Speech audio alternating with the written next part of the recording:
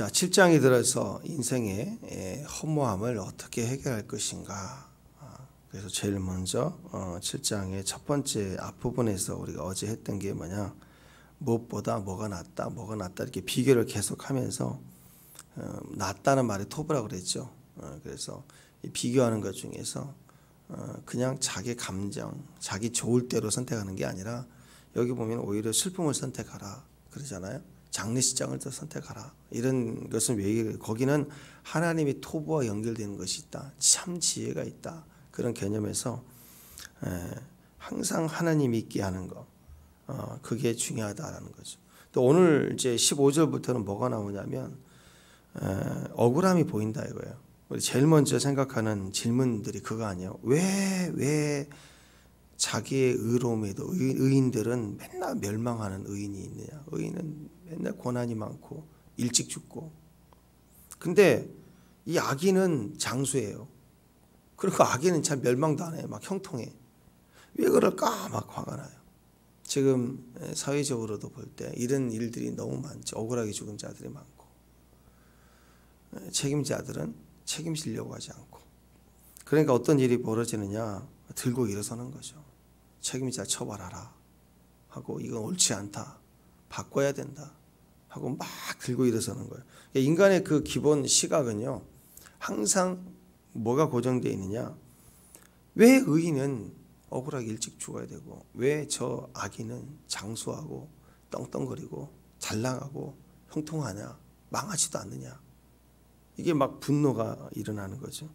그럴 때 사람들은 뭐라고 얘기하느냐, 극단으로 가려고 해요. 뒤집어 버리자, 못 살겠다, 적폐청산이다, 공의가 필요하다, 억울하다. 그러니까는 괜히 그런 분위기를 타다 보니까 이 노동자들도 억울하다. 그리고 뭐 좀 어려운 직업, 힘든 직업, 무시당하는 직업이 있을 때 막 들고 일어서고. 요즘 그런 시대가 됐잖아요. 하다 보니까 동성애자들도 성소수자라고 이름 바꿔가지고 차별이라고 들고 일어서는 거예요. 막 법을 바꾸려고 그러고. 사람은 기준이 그래요. 자기 생각의 선악과가 이건 억울하다. 의인은 항상 차별이 있다 이거야.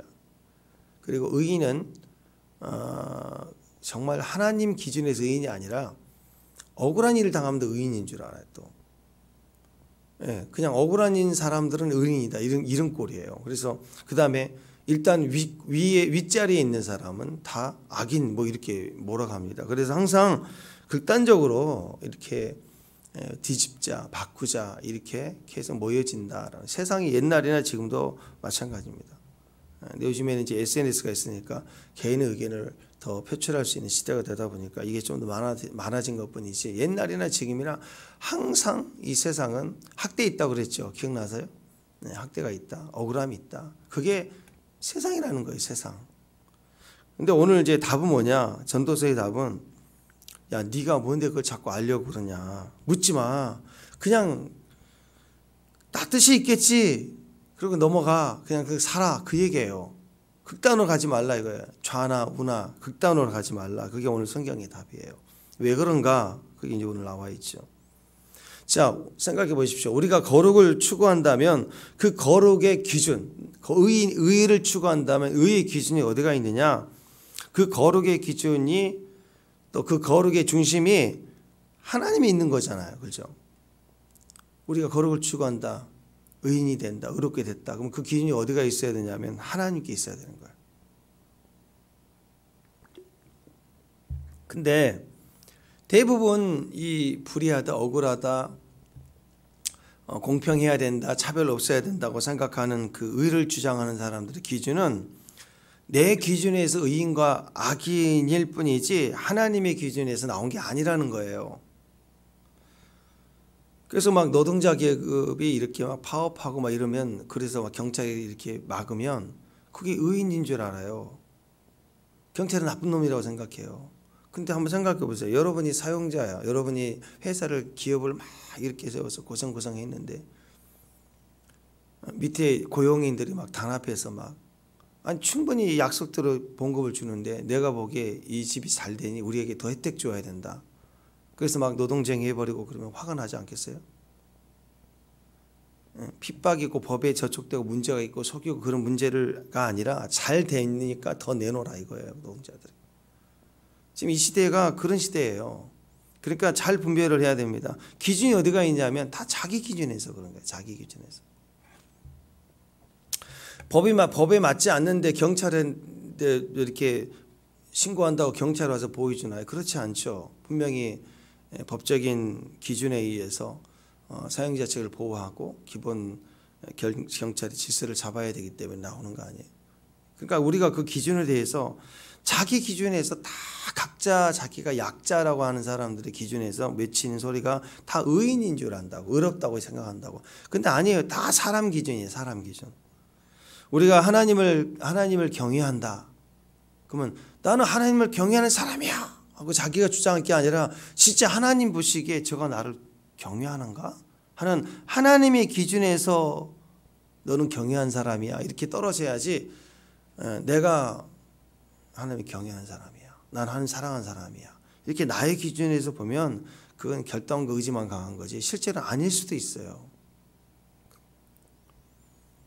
자, 그러니까 자아가 강한 사람, 자기애가 큰 사람은요 항상 따져요. 선악과예요. 악인, 의인을 늘 구분해요. 거룩, 부정을 늘 입에 달고 살아요. 그리고 막 극단적으로 구분해요. 사람을 막 알곡과 가라지를 자기가 막 분별을 해.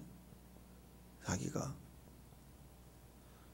그래서 그것은 다 자기가 기준이고 그리고 하나님 기준에서는 아니다 이거예요. 근데 사실 하나님 기준에서 보면 우리가 생각하는 너는 악인 나는 의인, 너는 부정 나는 거룩 그렇게 말할지 모르지만 하나님 기준에서 보면 거룩이라고 얘기하는 너도 부정이다 이거예요. 이해가 되시나요? 세상이 억울하다. 의인은 맨날 멸망을 하고 아프고 가난해야 되고 악인은 막 부자가 되고 죽지도 않고 억울하다.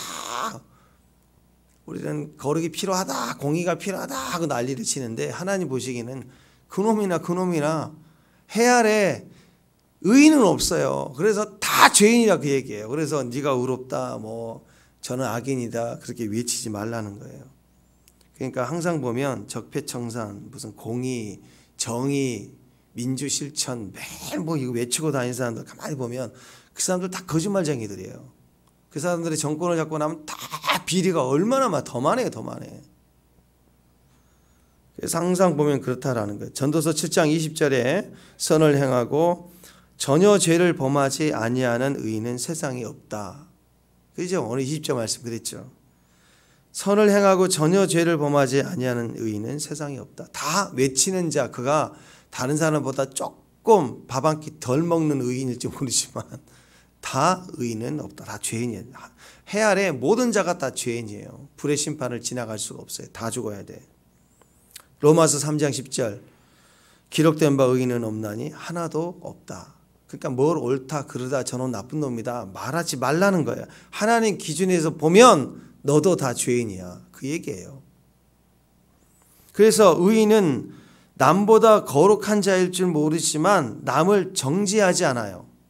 우리가 볼에 진짜 의인은 우리가 볼 때 야 저번에 진짜 다윗 것 같다. 다니엘 것 같다. 그러면 그 사람들은요 그렇게 살아왔다 할지라도 악인들을 보고 미워하고 정죄하지 않아요. 왜? 기준이 자기로 사는 사람들이 아니에요. 기준이 하나님으로 사는 사람이기 때문에 자기 된 것, 나 된 것은 다 하나님 은혜로 보기 때문에 자기 능력이 아니기 때문에 남 판단하지 않습니다. 남 정죄하지 않습니다. 기준이 하나님이기 때문에 나 역시 하나님 앞에 큰 소리 칠 수 없는 연약한 존재이고 무능한 존재이고 실패자이고 지옥 갈 놈이고 그걸 알기 때문에 전적으로 하나님 은혜이기 때문에 부정하다 악하다 못됐다 이런 말을 할 수가 없는 거예요. 다윗이 사울이 악했죠. 근데 다윗이 한 번도 사울 악한 놈이다 한 적 있나요? 악한 왕이다 저는 죽어야 된다. 아니에요. 다윗은 사울이 분명히 악했지만 다윗은 한 번도 그렇게 말한 적이 없어요. 다윗은 뭘 얘기했느냐 한 가지만 생각했어요. 하나님의 기준에서 볼 때 사울왕은 나쁘다 착하다 그게 아니라 사울왕을 하나님 기준에서 보면 하나님이 기름 부었다. 그거 하나만 생각한 거예요. 하나님 기준에서는 그를 하나님이 기름 부었다. 그것만 생각하고 반응했다고요. 자기 생각, 자기 판단, 사람들의 여론, 자기 편의 사람들 말해주는 거 하나도 반응하지 않았어요. 그것으로 사울왕을 바라보지 않았다라는 거예요. 그래서 오늘 전도서의 가르침은 뭐냐? 16절, 17절, 18절 보니까 뭐라고 나왔어요? 지나치게 의인 되지 말라. 지나치게 지혜자 되지 말라. 의인 될, 아는 자 될, 뭐 더 다 안다고 그러지 말라. 우매한 자 되지 말라. 치우치지 말라는 거죠, 다. 왜 그러느냐? 자, 지나치게 뭘 안다고 내가 너보다 내가 더 의롭다, 내가 옳다, 너는 틀렸다, 그렇게 붙들고 살지 말라는 거예요. 극단적으로 지나치게 반응하지 말라. 왜? 너부터 죄인이니까. 남의 부정을 알았다고 해도 그거 까발리고 정지하고 언제까지 울고 먹으면서 정지하고 공격하느냐? 너부터가, 내가 볼 때는 너부터가 부정이야. 하나님 그러시는 거예요. 그러니까 전도서의 가르침은 18절. 자, 18절 읽어봅니다. 시작. 너는 이것도 잡으며 저것도 내 손을 놓지 아니하는 것이 좋으니 하나님을 경외하는 자는 모든 일에 벗어날 것입니다. 하나님 경외하는 자 어떻게 살아라? 하나님을 경외하고 살아라. 그 말은 이것도 잡고 저것도 손 놓지 말라. 이것이 의인이고 저게 부정이고 악인이고 그러면 의인의 길, 악인의 길을 치우치지 말고 균형을 이루어서 붙잡으라는 거. 균형을. 성경적 가르침이에요. 만약에 이것도 못 되고 저것도 아니다 그러면 어떻게 해야 돼? 산속 가서 살아라. 산속 가서 살아. 근데 우리는 산속에 사는 자가 아니죠. 이쪽도 부정이고 저쪽도 부정이에요. 이쪽도 부정 저쪽도 부정이니까 다 치우고 산에 가서 혼자 살아라. 그런 영성이라면 예수 믿고 죽는 게 제일 나아요. 빡 죽어야죠. 뭐 천국 가야지.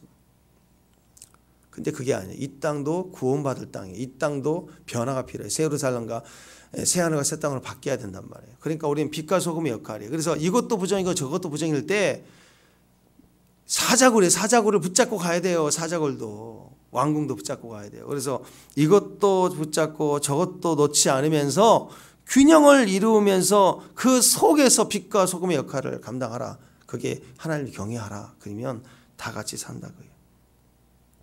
다시 말씀드립니다.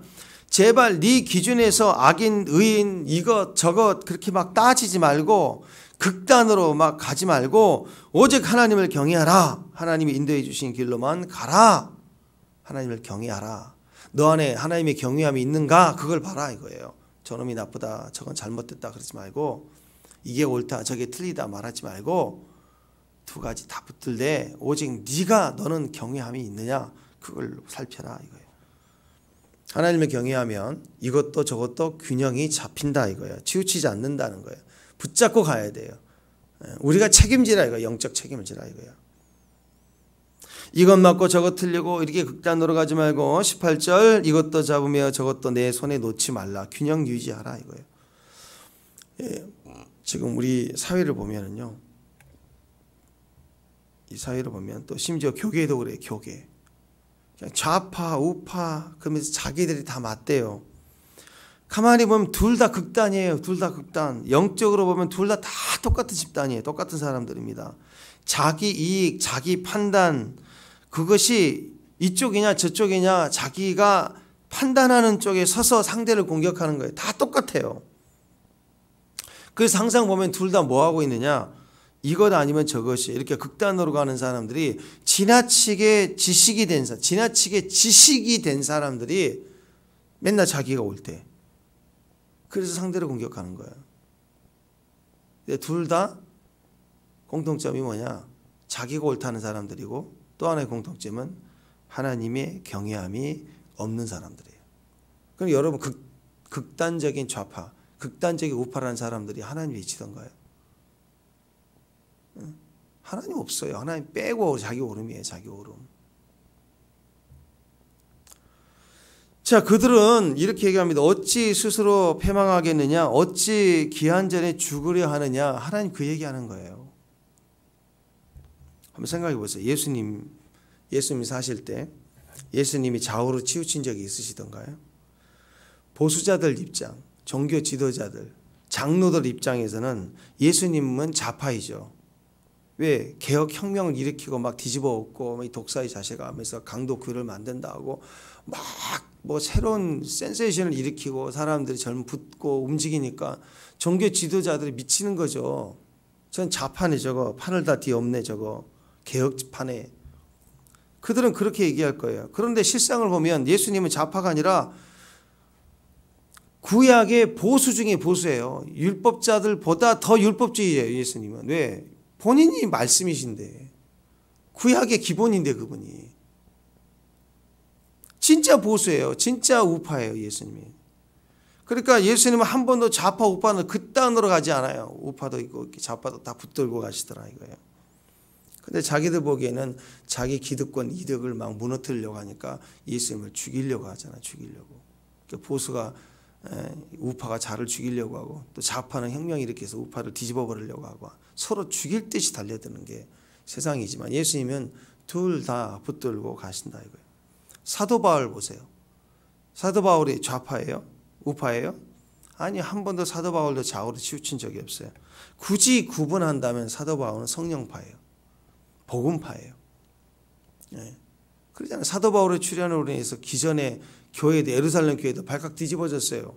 우리 12명의 12제자들 가운데서 우리가 예수님이 친제자로서 사도인데 쟤는 뭐냐? 사도냐? 이단 아니야? 무슨 개혁이야 혁명이야? 쟤 좌파야? 아니에요. 사도 바울은 좌파가 아니에요. 복음파죠. 성령파죠. 오히려 구약 전체의 말씀을 집중하여서 신약의 말씀으로 이어지게 하는 계시파예요. 오히려 누구보다도 말씀을 구약 말씀을 더 잘하는 자예요. 그분이 우파죠 사실은. 근데 좌파 우파가 아니에요. 그렇게 산 적이 없어요. 다니엘 보세요. 다니엘은 바벨론에서 애국운동이 있나요? 나라가 멸망했잖아요. 독립운동이 있나요? 얼마든지 할 수 있는 위치잖아요. 총리니까.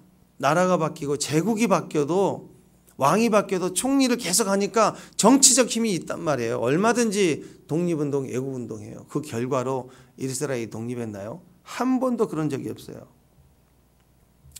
예수님은요, 사도 바울은요, 다니엘은요, 모든 성경의 기록자들은요, 또 심지어 베드로도 마찬가지고 애국운동이 신앙운동이라고 말한 적이 없어요.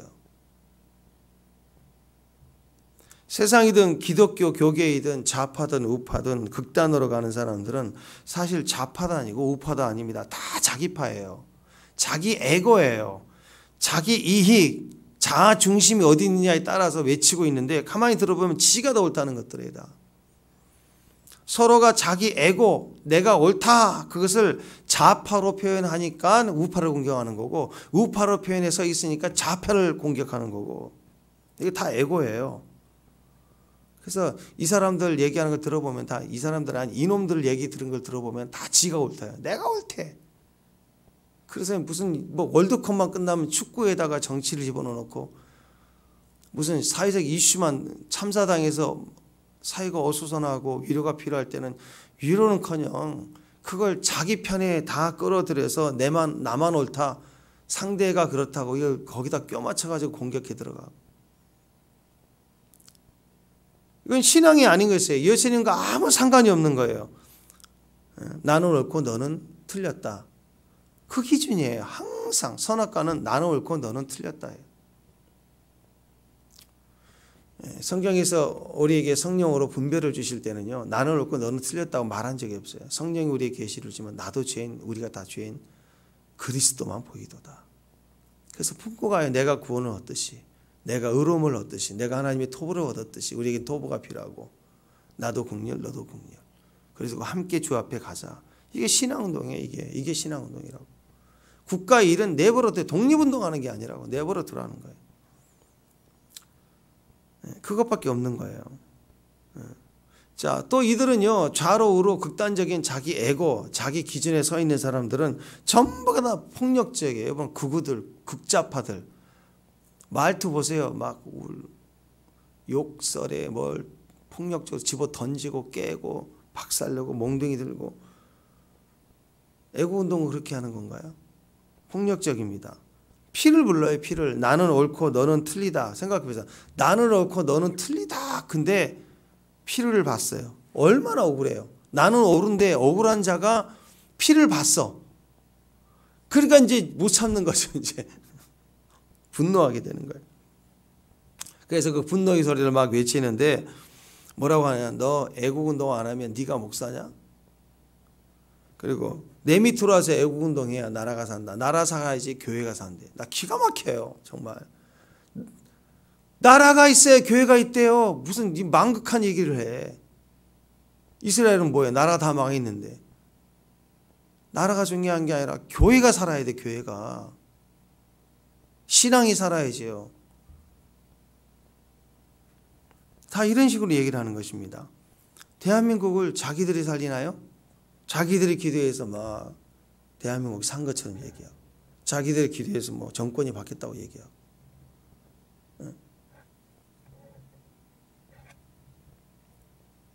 내가 옳고 너는 틀리다. 계속 얘기하는 게 시한부 종말론처럼요. 지금 주님이 오실 때 다 들림 못 받아 죽는다. 맨날 이런 레파토리 같은 소리, 똑같은 얘기가 있어요. 왜? 나라가 곧 망한대요. 곧 있으면 다 빨갱이래요. 공산정권에 다 들어간대요. 무슨 개코보다 못한 웃긴 그런 이야기. 다니엘은요, 나라가 망할 것 같은 게 아니라 이미 망해버렸다니까요. 망했다가 포로로 끌려가고 거기서도 총리하면서도 한 번도 애국운동한 적이 없어요.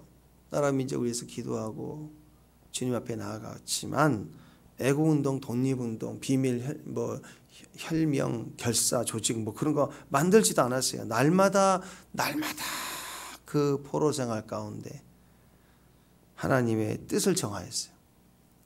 뜻을 정하여서 하나님 뜻대로 살려고 해요. 그게 감옥에서든 세상에서든 영재 프로그램에 들어가서 거기서 훈련받는 기간이든 총리가 돼서든 뜻을 정하여 사자고에 들어간다고 그래도 기도했고, 음식 문제도 뜻을 정하여 살았고, 말씀으로 돌아가서 기도하면서 하나님 때에 순종해 갔어요. 그게 신앙이라는 것입니다. 어떤 나라든 항상 좌우가 있습니다. 진보와 보수가 함께 있을 수밖에 없어요. 젊은 층과 아비층이 있을 수밖에 없어요. 젊은 층은 좀 바꾸자라고 얘기하는 거고, 아비층은 좀 천천히 가자, 질서는 따르라, 그런 거 아니에요. 교회도 보면은 기존 질서 아래에서 가기를 원하는 보수 어른들이 있는 거고, 젊은 세대들은 막 찬양하자, 뭐하자, 시스템도 바꾸자, 인테리어도 바꾸자, 뭐 그럴 수도 있고요. 어느 시대나 어느 층이나 변화를 급진적으로 요구하는 젊은 층이 있고, 또 안정적으로 기준을 삼아서 가기를 원하는 아비층이 있을 수밖에 없어요. 그래서 진보와 보수는 항상 있을 수밖에 없고, 다 필요해요. 늙은 당만 있으면 뭐예요? 그죠? 원칙만 있으면 뭐예요? 사랑의 역동적인 사랑의 움직임이 필요하잖아요. 공의만 있는 게 아니라. 공의의 사랑은 같이 필요한 거예요. 움직임도 필요하고 정지된 것도 필요해요. 밤의 시간도 필요하고 쉬는 시간도 필요하고 낮의 시간, 움직이는 시간도 필요하고 다 필요한 거예요. 교회는 젊은 사람들이 많아야 되고, 그러면 젊은 사람만 있으면 어떻게 되느냐? 이건 또 기준이 없어지거든요. 개판되거든요. 또. 그러니까 또 보수가 필요하고, 이게 다 버리면 안 돼요. 극단으로 가면 안 돼요. 같이 가야 돼요. 같이. 나라든 교회든 가정이든 다 마찬가지입니다. 균형을 이루도록 조회해 가는 거. 그게 진짜 왕권이고 정치라는 거예요. 정치와 왕권 왜 필요하느냐? 한쪽으로 치우쳐서 상대를 죽이려고 힘 실어주는 게 아니라, 한쪽에서 왕 나오고 한쪽에서 좌에서 왕이 나오고 그럼 다 뒤집어 버리고, 위에서 장이 나오면 또 다 뒤집어 버리고, 그게 아니라 균형이 필요하다고요. 균형을 이루도록 둘 다 붙잡고 가면서 함께 완성되어지도록 조율할 수 있는 힘, 그게 정치의 힘이고 그게 왕의 힘이라고 하고요. 전도서가 말하는 게 그거예요. 해 아래는 좌파도 있고 우파도 있다 이거예요.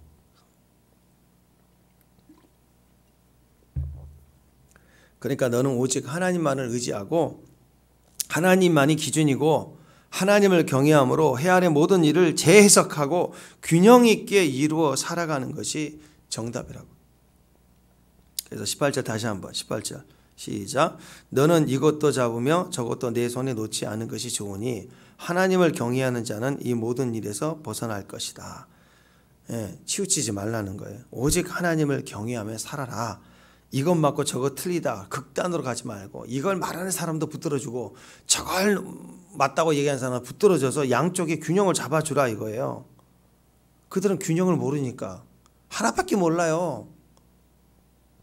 예, 이렇게 놔두면, 이렇게 세워놓으면 오뚜기가 쑥 넘어지는 것처럼 이렇게 넘어졌다 일어서야 되는데, 이쪽은 세워놓으면 무조건 요로만 넘어져요. 요놈은 요로만 넘어져. 그 보면 다 극단으로 넘어져 있는 거야. 그래서 내가 이렇게 잡아주고, 내가 이렇게 잡아주란 말이야. 하나님 경외함으로. 그럼 이 사회가 아비 세대와 또 어른 자녀 세대, 또 보수와 진보가 균형을 이루어서 간다. 그래서 교회가 하나님을 경외함 예배 운동, 신앙 운동이에요. 회개하고 돌아와서 엎드리고. 그 균형이 필요하다 이거예요. 지금 좌에서 외치는 소리, 우에서 외치는 소리보다요, 지금 좌에서 볼 때는 이건 대한민국 썩었다 이거에 다 뒤집어 엎어버려야 된다는 거예요. 우에서 볼 때는요, 저거 아주 빨갱이들이라는 거예요. 다 공산주의라고 난리가 났어요 지금. 근데 좌가 외치는 소리보다, 우가 외치는 소리보다 갑자기 어떤 한 집단들이 일어나는데 10배 20배 더 센 소리로 외치는 게, 주여 우리가 회개합니다, 주님 도우시옵소서, 막 울고불고 난리를 치면 이게 뭐야? 뭐지? 그럴 거 아니에요. 자기들과 전혀 상관없는 소리를 하는 것처럼 얘기를 한단 말이에요. 자기가 옳은데 우리가 끌어들여야 되는데, 여론을 조성해야 되는데, 이 사람들은 세상 여론을 동원하는 것보다 더 엎드려서 하나님 앞에 회개하고 우리가 잘못했습니다, 이 나라를 보살펴 주세요 주여 하고 외치고 하는 집단적인 움직임 소리가 더 크면, 거기에 사회적 변화와 영향력이 세지는, 거기서 흡수가 돼버리는 거예요. 양쪽 다. 그러니까 이 교회가 이렇게 가만히 있으면 안 돼요. 이럴 때일수록 정말 긍휼을 외치고 기도하고 부르짖어야 되는 거예요. 하나님을 경외하며 이렇게 좌우 균형을 이루어질 수 있는 힘, 그게 신앙의 힘입니다. 그 사람들은 어떻게 해야 되느냐? 자, 양쪽을 붙잡았습니다. 양쪽을 붙잡고 균형을 잡는 사람들은 오직 하나님을 경외해야 되는데, 그게 균형인데, 하나님을 경외하는 소리를 듣지 않으면 어떤 일이 벌어질까요?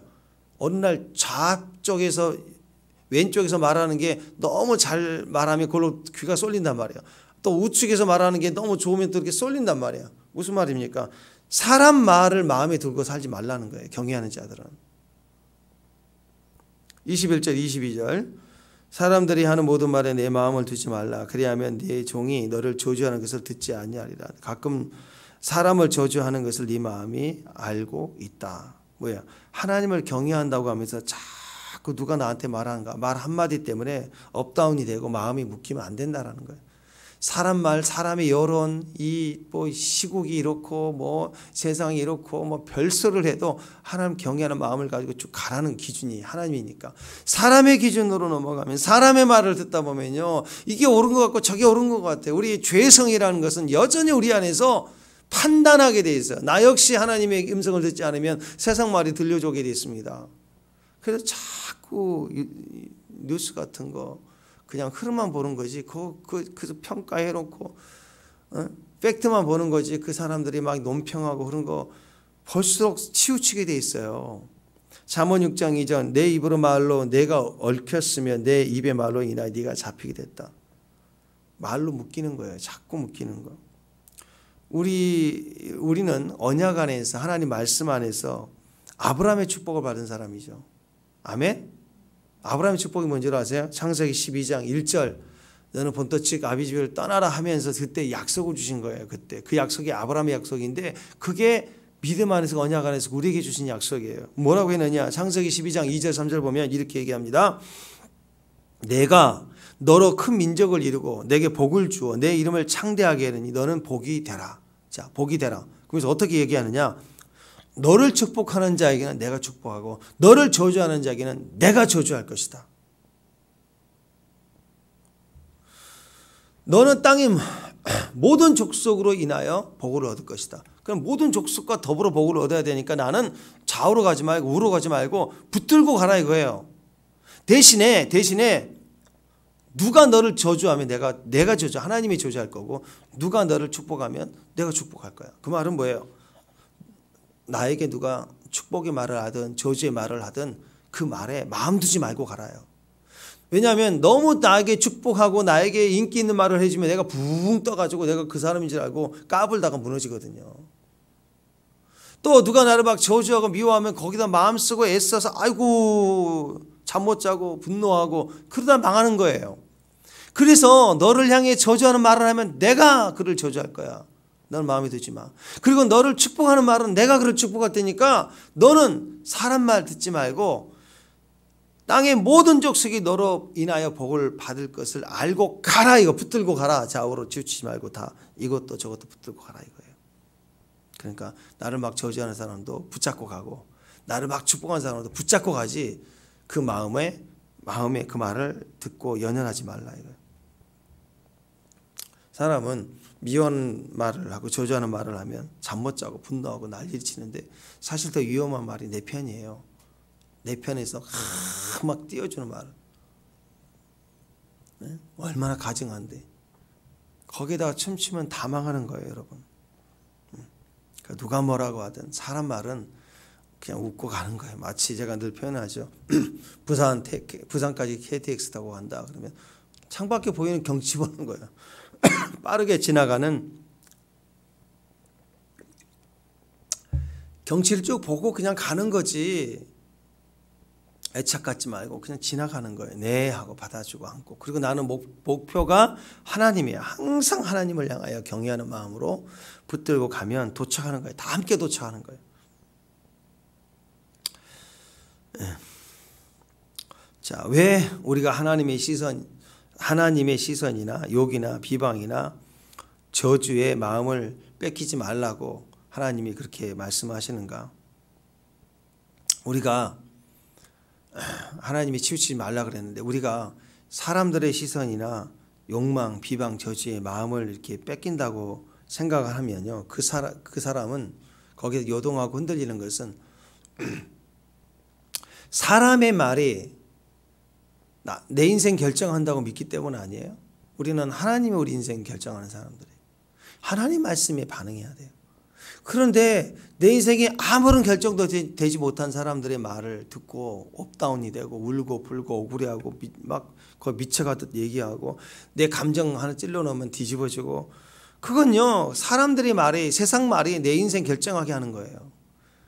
내 판단과 생각을 결정하게 하는 거예요. 아니라니까요. 우리는 하나님 우리에게 주신 하나님의 기준을 가지고 사는 거예요. 내 인생 결정 누가 합니까? 사람입니까? 하나님입니까?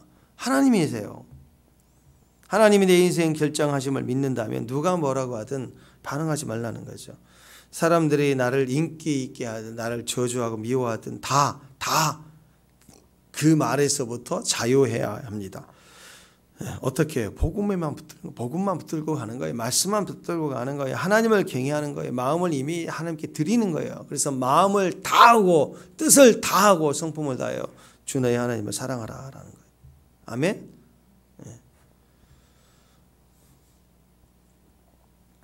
어떤 사람들은 하나님의 복음을 하나님의 경외하는 마음을 갖지 않고 좌우로 치우쳐서 억울하다, 옳다, 그르다, 왜 저 악인은 오래 사냐, 의인은 맨날 일찍 죽더라 하고 자기를 반영해서 그 말에 막 뒤집어지거든요. 아니라는 거예요. 하나님 말씀만 경외하라. 아멘. 또 한 가지는 25절 이하 29절까지 딱 보니까 자기가 답이라고 그렇게 하고 살지 말라는 거예요. 자기가 답 아니에요. 어떻게 자기가 인생이 답이에요. 내 말대로 해. 내 말이 맞지. 이게 옳은 거야. 무슨 하나님 같은 말을 하고 살아요. 오늘 솔로몬이 낱낱이 살펴봤대요. 이치를 연구하여 깨달았더니 답이 뭐냐.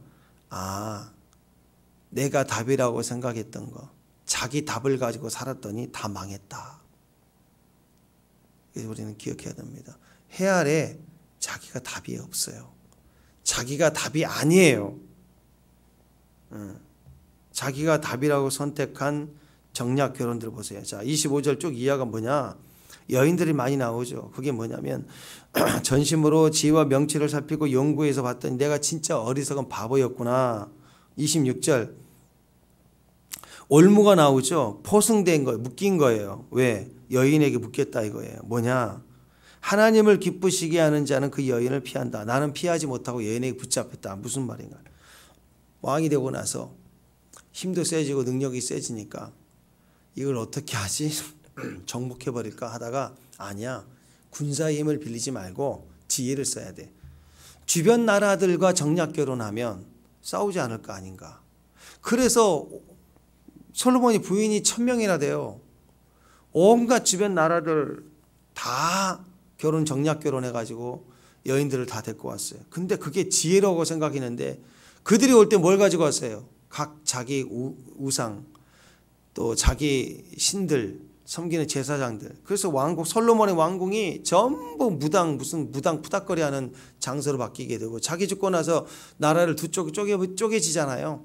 그 이유가 되게 하는 게 솔로몬이었어요. 자기는 오른다고 자기 답을 가지고 나갔다가 나라 쪼개지고 하나님의 성읍이 지저분해지기 시작했다는 거죠. 왜? 나라 좀 평안해 볼까 하고 그게 답이라고 생각해서 정략 결혼했다가 복잡해졌어요. 찾고 찾았던 답이 28절 여자는 부인들이 1000명이었지만 여자는 답이 없어. 여자는 그 답이 되는 여자는 하나도 없었다. 하나도 없었다. 그때 깨달은 게 뭐냐? 하나님은 사람을 정직하게 지었다. 자, 하나님은 정직하게 지었다. 29절 마지막 읽습니다. 시작. 내가 깨달은 것은 오직 이것이라 곧 하나님은 사람을 정직하게 지으셨으나 사람이 많은 꾀들을 낸 것이라. 정직하게 지었다. 이 정직하다는 단어는요. 올바르다, 곧바르다, 곧다 이런 거예요. 자, 무슨 말이냐? 하나님은 사람을 창조할 때 무죄한 상태로 죄가 없는 거룩한 상태로 우리를 지었다는 거예요. 그러니까 하나님 보시기에 그 지으신 것이 심히 좋았더라. 토부하게 지었단 말이에요. 하나님 우리를 토부하게 하셨다. 자, 29절 내가 깨달은 것은 하나님 우리를 토부하 보시기에 좋았더라. 거룩하게 지었다. 그러니까 제발 생긴 대로 놀아라. 하나님 우리를 지으신 대로 살아라. 지음 받은 대로 토부하고 살아라. 왜 거기다가 자기 꾀, 자기 답이라고 얘기하고 계략과 창략과 무슨 이상한 짓 하려고 머리 굴려서 더 잘해보겠다고 까불며 살지 말라. 어떻게 살아야 된다고요? 생긴 대로 놀아라. 생긴 대로 살아라. 이지우 씨가 있나? 못생겨서 죄송합니다. 생긴 대로 살아. 세상에서 못생길 수도 있어요. 그러나 생긴 대로 살아야 돼요. 놀아야 돼요. 왜? 우리를 토부하게 만들었어요. 하나님이 창조하셨다고요. 그대로 가면 돼. 그대로. 그것이 26절에는 구체적으로 어떻게 나왔느냐? 하나님을 기쁘시게 하는 자가 되라. 토부하며 살라. 꾀부리지 말라. 인간적 머리 굴리지 말라. 정답이라고 답이라고 해봐야 부인 1000명 없고 나라 쪼개지고 복잡해지고 그리고 다 우상 단지가 된다. 그게 사람의 판단이란. 정리해보면 좌나 우로 치우쳐서 억울하다고 얘기하는 악인, 의인 얘기하는 그 기준도 사람 생각이고 또 나라 좀 잘 살려보겠다고 평안해보겠다고 찾아봤지만 한 여인도 없다. 해답이 될 만한 건 없다. 복잡해지기만 했다. 다 망한다. 자기는 답이 아니다. 자기 답으로 살지 말라. 어떻게? 하나님 우리를 지으신 그대로 정직하게 살아라. 곧게 살아라. 토부하며 살라. 하나님 기쁘게 살라. 하나님 경외하며 살라. 축복합니다. 네, 하나님 감사합니다. 하나님 말씀대로 우리를 창조하신 그 모습 그대로 거룩하고 또 토부 하나님 보시기에 좋았더라. 참 좋다. 좋은 존재로 살게 하옵소서. 예수님의 이름으로 기도합니다.